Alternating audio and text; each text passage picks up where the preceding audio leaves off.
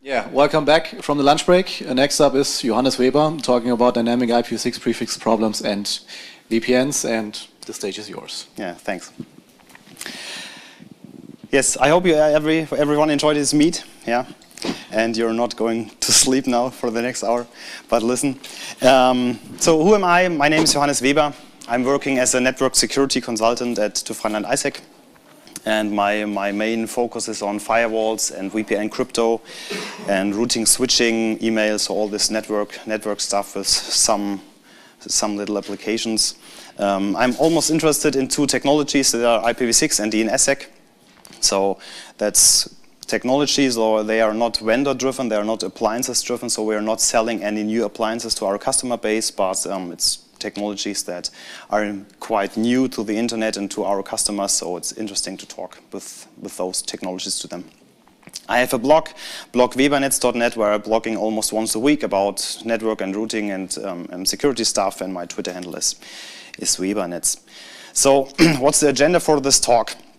It's all about migrating from IPv4 to IPv6 and about the concepts and about the principles that must be changed. Well, as Anno already said, IPv6 is different from IPv4. There are many situations where you're thinking about, okay, I just want to enable IPv6, I have to make the routing again, and I have some security policies, but all the other concepts are the same. So as we will see in this talk, they aren't. So there are some situations where you must revise those situations. So for this talk, it's about IPv6 site-to-site VPNs and about IPv6 dynamic prefix problems. So what are the problems when you're getting an IPv6 prefix that is dynamic? I will have some examples. Now, those are screenshots from Juniper ScreenOS firewalls. Who knows ScreenOS firewalls? Who has ever worked with it? Okay, at least some of you. Great stuff. Okay, they are end of everything, so they are not sold anymore, they are not supported anymore, so the customers don't use them anymore. However, they are quite cheap for labs, so you can afford them for really some small prices. So I have a couple of them in my labs. And they have almost a complete layer 3 functionalities regarding to IPv6, which is quite interesting. For example, you can use PPPoE over IPv6, so it's this IPv6, CCCP, whatever protocols, and you can use DHCP prefix delegation. So at the time where I was thinking about these procedures and these principles, neither of the 3 firewalls listed above there were able for using DHCP prefix delegation, like Palo Alto Networks, Fortinet FortiGate, or Cisco ASA. So they simply didn't implement it. Nowadays, FortiGate has implemented DHCP prefix delegation, but yeah, quite new. And since it's an IPv6 talk, I will show you all IPv6 adoptions, not because I think every other guy already shows it. Something about the wording in my talk. I'm saying many things about VPNs, and I'm always referring to route-based VPNs. So meaning each VPN has a tunnel interface. You must have appropriate routes pointing into those tunnel interfaces, and tunnel interfaces are bound into the security zones. So this is kind of different, like Cisco ASA firewall does it. They only use policy-based VPNs where you don't have tunnel interfaces and routes and stuff like this. So we are always using route-based VPNs because you have many advantages. So you can run routing protocols over your tunnels and so on. And you have those security zones where you can group many different tunnels into a security zone and build your policies above them. So I'm using this in my talk. And the scenarios I'm showing always have 3 zones per firewall. So to have it really simple, we have an untrust zone, which this is the internet-facing interface. We have a trust zone, and the trust zone, it's everything that's trust. So it's whether it's your DMZ, whether it's some other MPLS connected networks or whatever, it's just simply called trust. And we have a third zone, that's the VPN tunnel, where actually the VPN tunnel resides. And I'm always using the term headquarter for the one hand, and on the other hand, there are some different words like remote office or home office or subsidiary. I don't know how to pronounce this word correctly, so I won't use it. Subsidiary. Okay, I won't use it anyway. So I'm always talking about the headquarter and the remote office. So first part of the talk is about IPv6 site-to-site VPN tunnels. So just a reminder, what's a VPN tunnel for? Wikipedia says it in a great way. A virtual private network extends a private network across a public network. So I think we all know that. We have private networks on both hands, and we have a public internet in the middle, and this VPN extends it. And they are used to securely connect geographically separated offices of an organization. So they are kind of VPNs that do not use encryption. So you can also refer an MPLS network as kind of a VPN because you're connecting some private networks. However, when we are talking to the customer, we always understand a VPN does explicitly encrypt the traffic. So whenever we are talking to VPNs, we're using those common IPsec protocols such as IKE for key establishment and ESP for securing a channel. So that is, traffic intended for a secure VPN must not traverse the unsecure internet.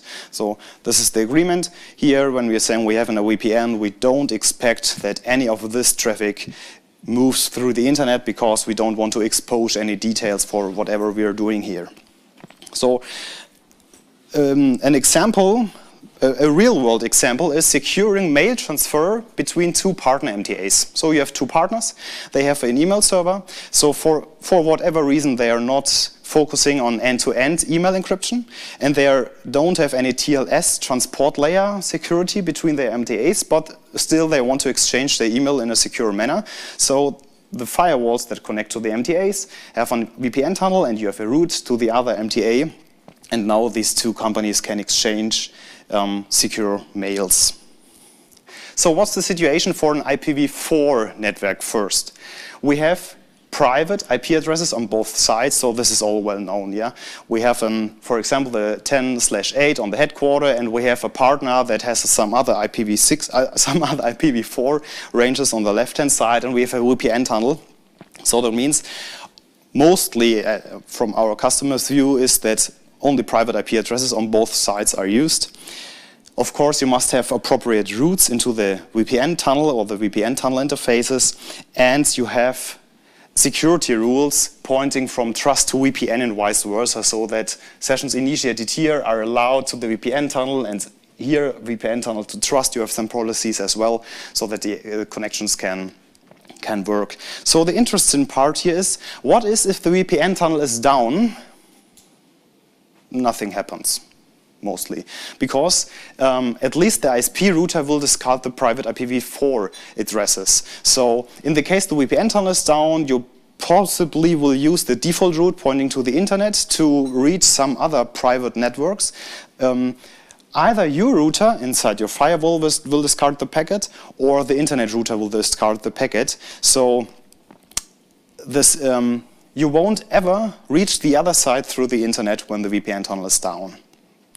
So that is because both ends are neither addressable nor accessible, because we all know, and already said it, IPv4 addresses from a private range are not routable in the IPv4 internet. So what's different for the IPv6 internet? Well, I think you already got it. We have global unicast addresses on both sides. So I always assume that you're using global unicast addresses.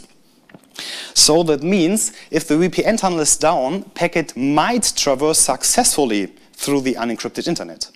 Because, coming back to the example where we have the email servers in the DMZ, we now have this situation where both ends are addressable and possible accessible.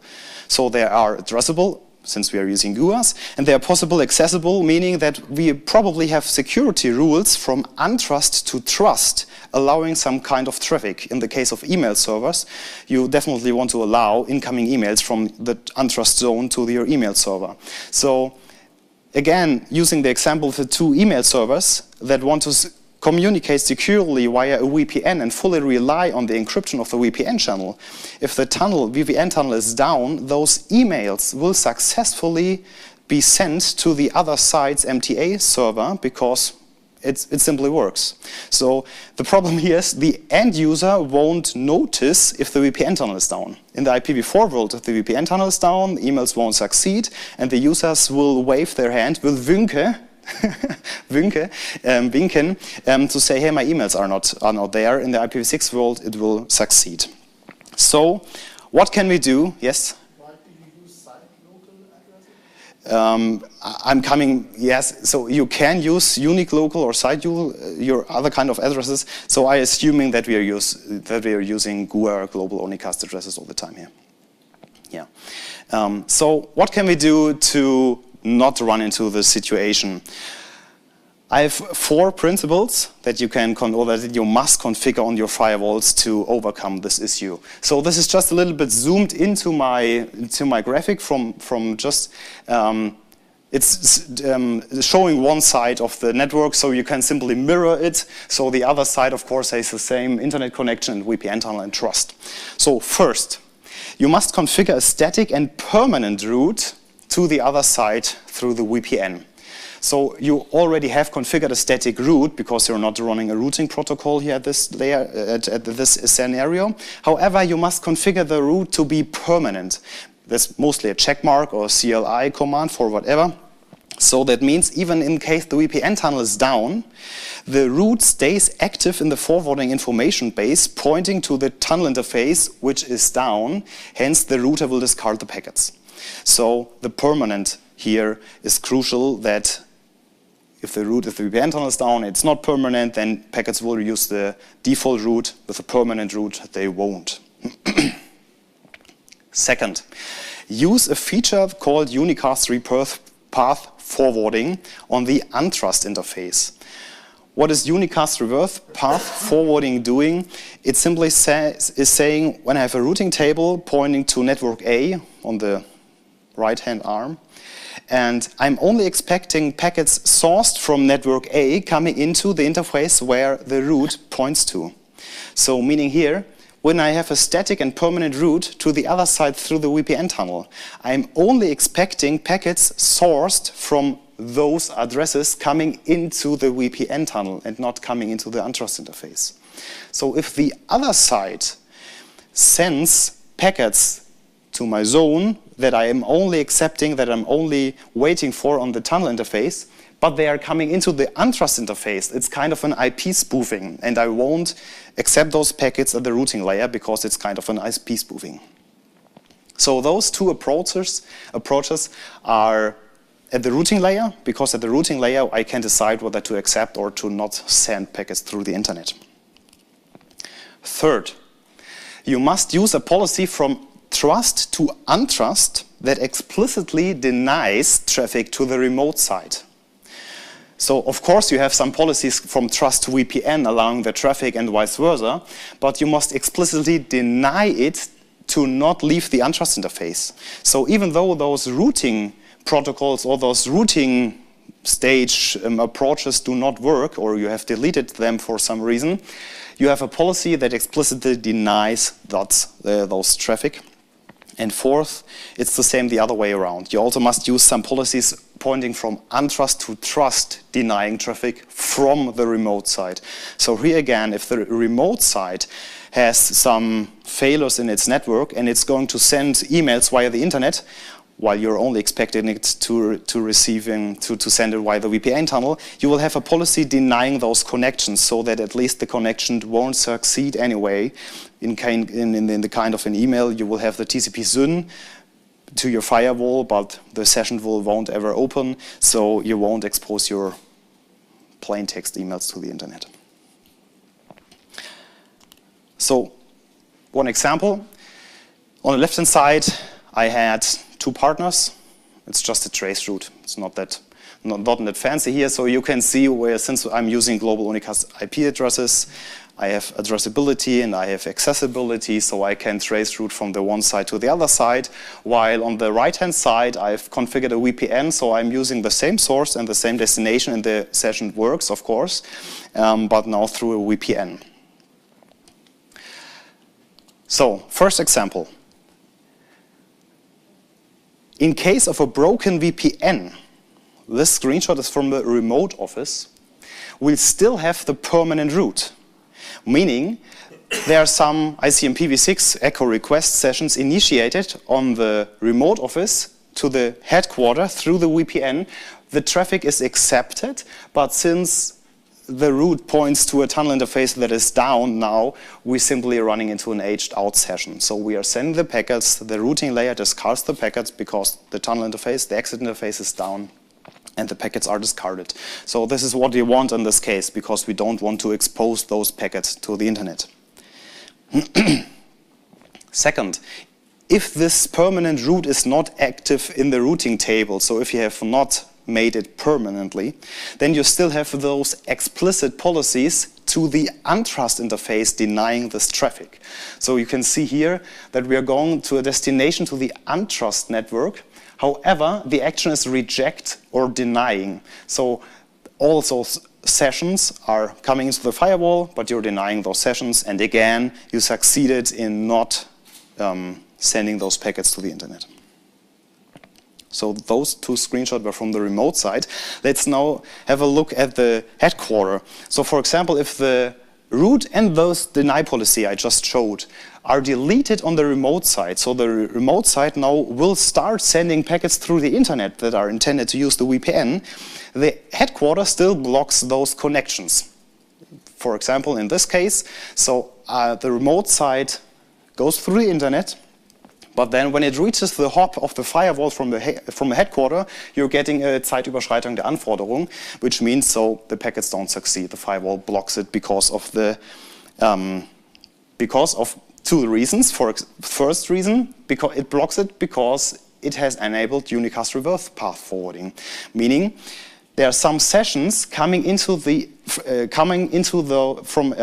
on the untrust zone, but it's not expected that IP sessions that are sourced from those IP ranges are coming into the untrust zone. They are only expected to come in through the VPN tunnel. However, they don't, so it's kind of an IP spoof. Yeah, there we have it. It's an IP spoofing, and the router, the routing layer, will discard those packets. So again, we don't have a working connection through the internet, and even if the Unicast Reverse Path forwarding feature is not enabled, we still have an explicit policy from untrust to the DMZ denying packets sourced from the remote office. So again, we have denied traffic. So that is, with these 4 principles or recommendations, it is possible to ensure that IPv6 traffic, which should only traverse through a secure VPN connection, won't ever traverse through the internet, even in case of a VPN failure on either of those sites.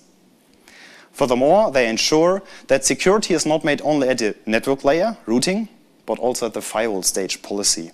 So from a network security perspective, it's not the best thing to fully rely that your VPN tunnel is working when you only implemented a permanent route, because that's from the routing layer.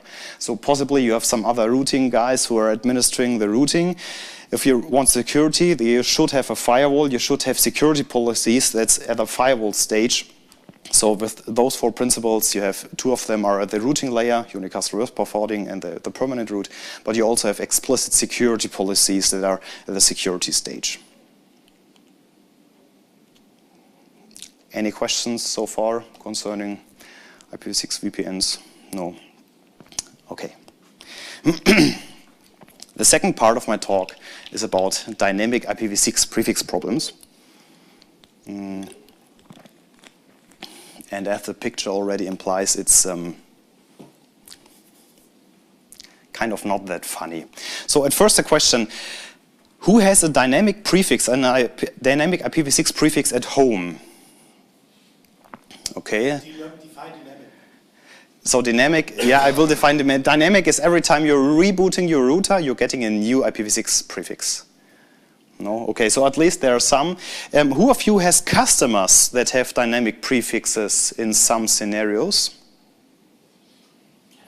Okay, a little bit. Okay, maybe. So what's a dynamic prefix? It's quite common on private ISP connections, at least here in Germany. Yesterday I talked to Eric, and Eric said, yes, it's basically a German problem, so other countries don't have this for whatever reason, or for whatever reason Germany uses it. It's for privacy, it's for gaining money because you can sell static IP addresses. So we have this problem in Germany. They call it Zwangstrennung. So they must disconnect your connection every 6 months, at least from Deutsche Telekom, it's every 6 months. Formerly it was every 24 hours, but it's not every 24 hours. Nowadays, I think for 2 years or so, they changed the policy to every 6 months. So if you don't reconnect, so if you don't set a check mark that the router forces a reconnect, you won't be reconnected unless you're disconnecting your router. So after every reboot of your router, you're getting a new prefix. So commonly for Deutsche Telekom, for example, you're getting a /64, which is a transfer segment ending at the router, and then via DHCP prefix delegation, you're getting a single /46, which you can use for your internal networks, while mostly the first 64 out of this 46 is used for a connection at your Fritzbox or Speedport router or whatever you're using. So here's the point. Customers are using sometimes those cheap ISP connections for a couple of reasons. For example, they have some home offices, they have trade fairs, they have mobile stands, they have distributed disaster recovery offices. So there are some customers that have a couple of hundreds of remote offices where only 3, 4, 5 people are sitting there, just location everywhere. They're handing out some small firewalls that build a VPN tunnel. So it's just, yeah, you can work wherever you want. Just take this firewall, plug this port into the internet. It's all fine. Yeah. So I'm facing customers that really using those private ISP connections. So yeah. And of course, IT admins at home, so including me. I have a dynamic prefix at home, and I still want to use the end-to-end addresses for communicating. So for the remainder of this talk, I have 2 assumptions. First, I'm using GUAs and not UNAs, because I don't want to say the N-words. I don't want to use NAT or NPT or other shit. And we're using local breakouts. So even in the speaking from the customer, if you have a couple of hundred small offices, you don't want a VPN tunnel tunneling 100% of your traffic to the headquarter and then going to the internet. But that's, from my point of view, it's quite common today that you have local breakouts. So you have next-gen firewalls everywhere, you have APT sensors everywhere. So the customers are using local breakouts even for some small offices. So what are 3 problems out of dynamic IPv6 prefixes? Let's first look at the IPv4 world. We have a single IPv4 address at the firewall. Since it is dynamic, we are using some third-party products such as DYN DNS, DYN, NoIP, something like this, to have a full qualified domain name pointing to the IP address that changes every 24 hours, for example, to my firewall. And then we have some destination NAT forwardings to reach my server, to reach my printer, to reach my camera, whatever. So this is working. This is kind of a workaround for the dynamic IPv6, for dynamic IPv4 addresses. So coming to the IPv6 world, we have the problem that every single device inside your own network has an own global unicast address. So, and in theory, to reach all those devices, they must update their own full qualified domain name in order to be reachable from the internet. So that's a problem, because if you have a Linux server, for example, okay, you can install some scripts. Maybe your voice, not your voice, maybe your IP camera has a GUI where you can configure dynamic DNS service, but at least your printer won't. So if you want to reach your printer for whatever reason, printing over the internet, you have the problem that you have multiple IPv6 address DNS updates for in case of a dynamic prefix. So what's a possible solution to make it easier for us to configure them? On the right-hand side, you have your dynamic IPv6 range, where you get a single prefix every time you're getting a new prefix, and you can use a DNS server that's on the internet, dyn.org or whatever, where you have pre-configured your subnet IDs and your host IDs of your computers, and the router only updates the prefix. So that is, you have a router here, you have subnet IDs, you have the host IDs from those stations that shall remain static. And now if the router gets a new IPv6 prefix, it updates this prefix at the DNS server. And now when you're asking the DNS server for any name that you have pre-configured, it simply builds the complete IPv6 address containing the exchange prefix, for example, a /46, the 16 bits of the subnet ID that you configured manually, and the 64 bits of the host identifier that you configured manually as well. So this is a possible solution to overcome this dynamic prefix problem that we are facing here in Germany, let's say it. So currently, those well-known DNS services don't use this. So they are all IPv6 able. Of course, they all have this IPv6 check marks enabled. However, you can only update single DNS names for IPv6 if the device itself updates the full qualified domain with its full IPv6 address, but not this. This is fairly easy to implement, though. You can have a script, a bash script, updating a bind configuration. There are at least 3 scripts in the internet that on GitHub or on some other sites that exactly doing this. But however, it's not a standard or something like that that all the dynamic DNS servers are implementing. Second, coming from IPv4, we sometimes have policies on the headquarter allowing incoming connections from a full qualified domain name. So that means on the remote office, you have a couple of workstations, you have a couple of IT admins, whatever, and they want to reach the SSH daemon on the server. So it's a server in a DMZ, so the server is publicly known for HTTPS, for example, and the admin want to use SSH. So SSH is an encrypted protocol. You can use two-factor authentication with public key authentication for whatever, so it's quite secure to use SSH via the internet. However, you don't want to expose your SSH servers to the whole internet. So you're making kind of a layered security. So that is, on the headquarter, you have a policy from untrust to trust or from untrust to DMZ, which says when you're coming from the IP address behind this FQDN, then you're allowed. So those FQDN objects are refreshed every 5 minutes. So if the router reboots on the left-hand side, you're getting a new IPv4 address, then it takes about 5 minutes, and then your policy is allowed. So with IPv6 again, we have the problem, we have a dynamic prefix, and every single station on the left-hand side gets its own IPv6 address. So quite obviously, to have the same situation, we must allow a dynamic prefix in a policy. But how? Because those firewalls don't have an object for dynamic IPv6 prefixes or for IPv6 prefixes as well. Of course, you can configure static address objects that have a prefix like a /48 or whatever, but it's almost static.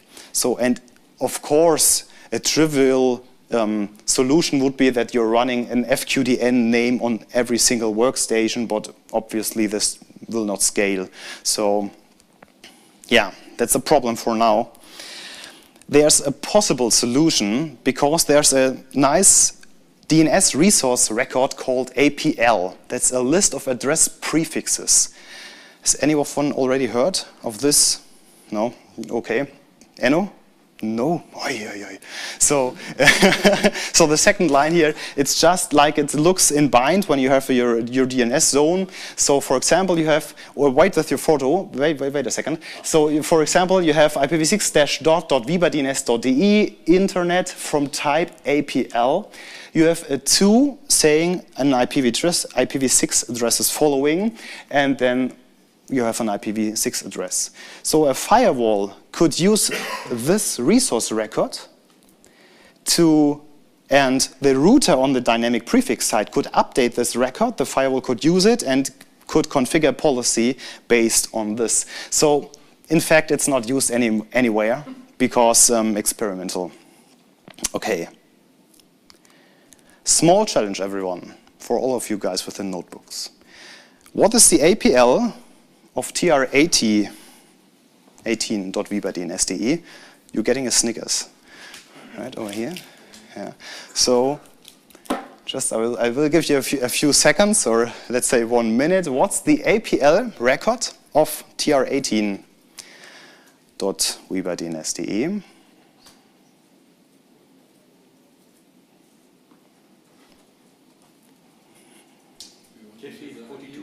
Exactly. Sorry? Want to hit the IP address?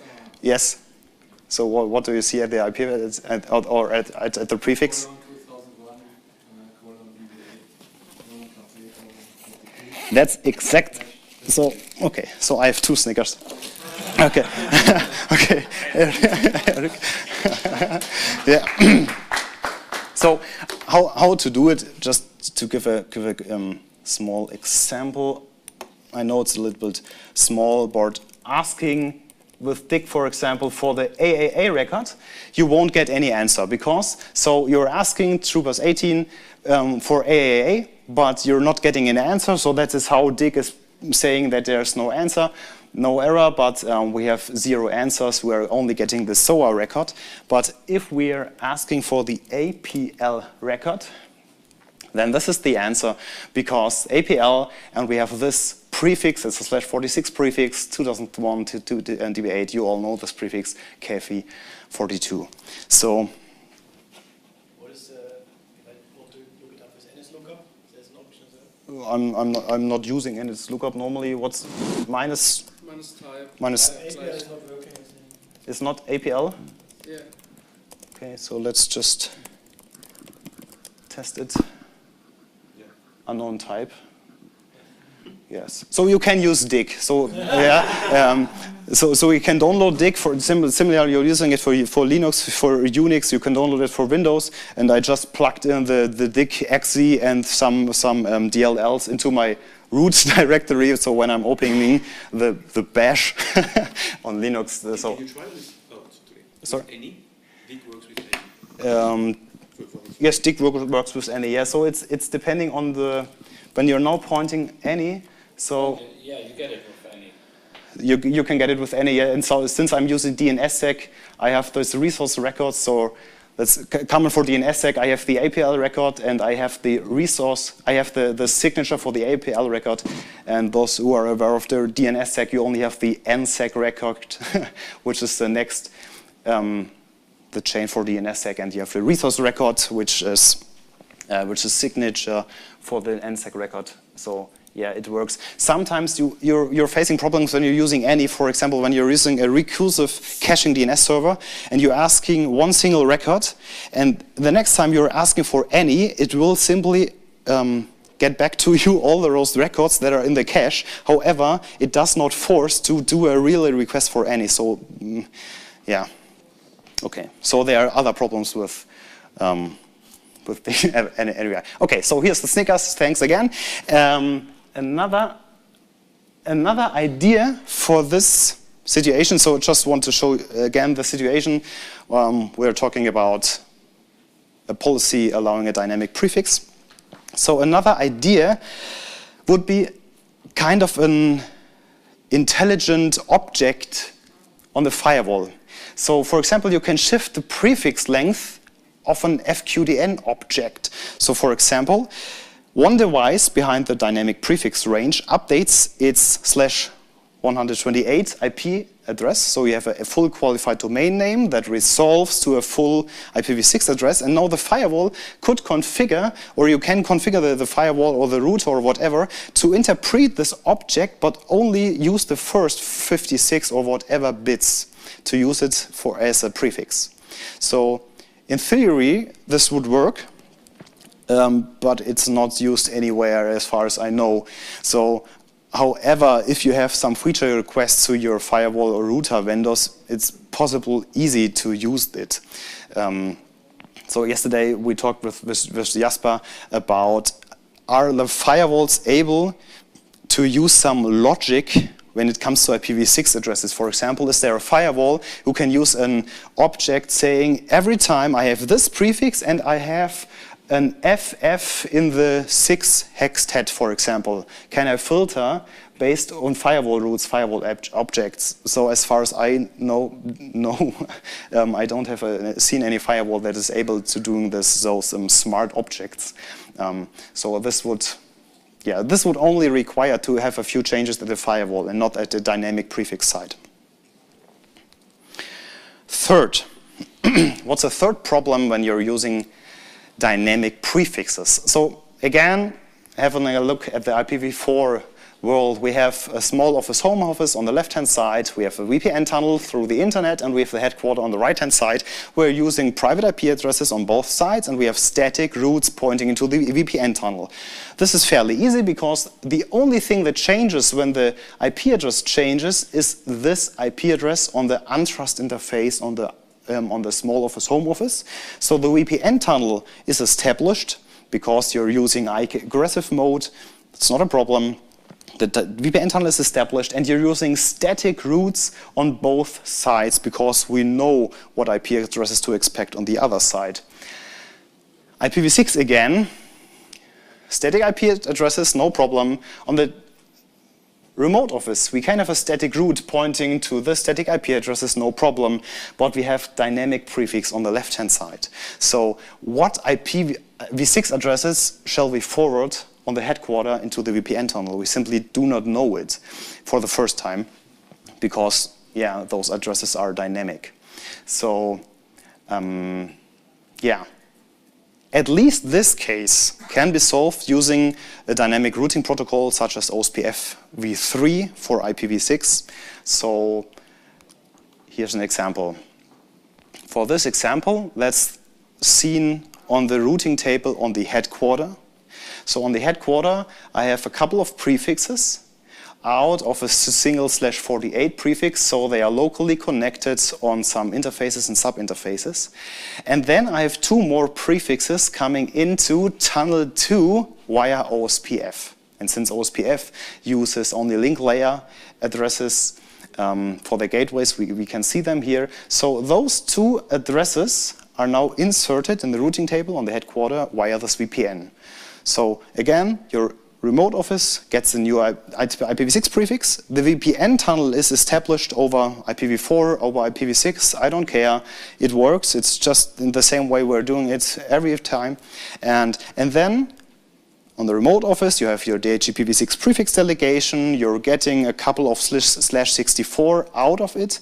And then the trust interfaces on the remote side using the OSPF establishment through the VPN tunnel to redistribute those dynamic prefixes into the routing table on the headquarter. I'm not quite sure whether this is a good design. Well, I think you must think about it, whether you want to use OSPF for inserting a couple of hundred dynamic prefixes at your routing table. However, you're using it over a secure channel. You can authenticate OSPF v3. You can even encrypt it. And you can build multiple areas with OSPF, so at least it works. So the same situation on the routing table, so this time on the remote office. On the remote office, you exactly see those two /64 prefixes configured locally via DHCP prefix delegation, host route connected, and you can see all the other prefixes coming via a tunnel interface via OSPF again. So in the same manner, I could have used here static routes pointing to the headquarter. However, because I could, I used OSPF again.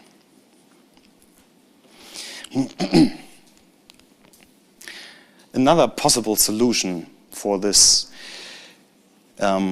is basically what Eric said in his talk before. You can use two prefixes on the link, or even more prefixes. So you can use the first prefix, which is the dynamic prefix from your ISP for your local breakout.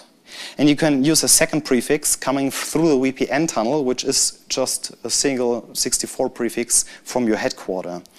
Your clients will get many addresses on both prefixes, but source address dependent routing, SADR, just another acronym because we love acronyms, brings other problems. So then in theory, we have reachability to the internet, and we have also reachability through the VPN to the headquarter, but we are fully relying that the client selects the correct IP address. And again, from a security perspective, I don't think that this is a good design approach, because then you're relying on the routing layer that your client selects the correct source address, while we're trying to make security here, because we want to use the VPN tunnel for some connections, but not for some others. And for the sake of completeness, you could use ULAS with NPT. So of course, if you're using ULAS on your remote site and using NTP for the local breakout to the internet, then you have static IP addresses on your remote site again and can use it for your tunnel routing. However, yeah, we do not recommend this. So what's the conclusion of dynamic IPv6 prefix problems? Yes, IPv6 solves the address problem. That's great, and that's what we are all about here. And yes, you can greatly structure your address plan. Well, I have learned this morning that you shouldn't structure your address plan anyway. Or at least whatever you're doing with your address plan. These are nice features where IPv6 has many advantages, but common workarounds for dynamic IPv4 addresses simply do not work for dynamic IPv6 prefixes. So keep that in mind when you're migrating from IPv4 to IPv6, or when you have some remote offices that have a dual stack and that have dynamic protocols. When you just want to begin to migrate to IPv6, yeah, that's not a problem. It's working for IPv4. It isn't. So what's the conclusion? Go for static. Go for persistent IPv6 prefixes, because then you don't have all of those problems, at least in customer environments. Yeah. So from my point of view, customer environments should not use private ISP connections anyway. So when they're now migrating to IPv6, maybe you can tell them, hey, we are getting a couple of problems. Maybe it's time to use a static IPv4 and a static IPv6 business line. If not, you have to deal with it. So either you have to think again about the needs. If you don't have any of those three problems, okay, then you're fine anyway. If you have one of them, yeah, you have to deal with it. Whether you can, I don't know, make a feature request or doing some other fancy stuff. So just want to end the talk with two quotes out of the RIPE 690 best things for operators. The first one is non-persistent prefixes, so it's dynamic prefix, non-persistent prefixes, are considered harmful in IPv6 as you can't avoid issues that may be caused by simple end-user power outages. So assigning persistent prefixes is a safer and simpler approach. So I think it's a good quote to tell the customer. Trying to deploy new scenarios or applications with non-persistent prefixes is always more difficult and costly and will increase time spent on troubleshooting. So again, go for static and persistent IPv6 prefixes, and you don't want to run. You won't face any of those problems. Questions, comments?